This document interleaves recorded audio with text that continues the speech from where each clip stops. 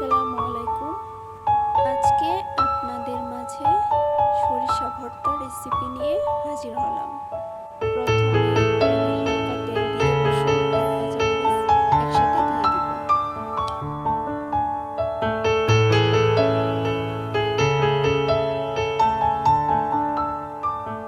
রসুন আর কাঁচামরিচগুলো নেড়ে চেড়ে ভেজে নেব।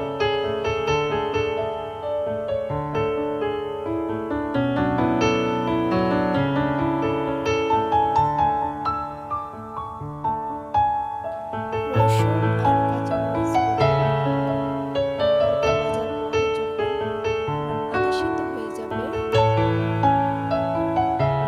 তখন পেঁয়াজ কুচিগুলো দিয়ে দিব।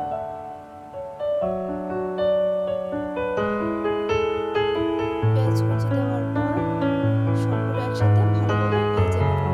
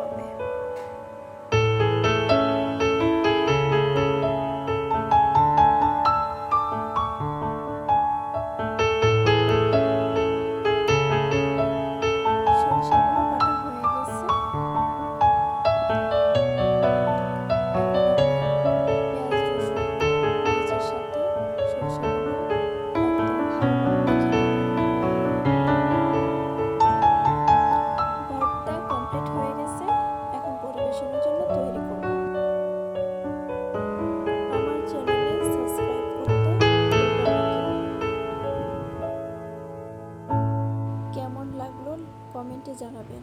ধন্যবাদ সবাইকে।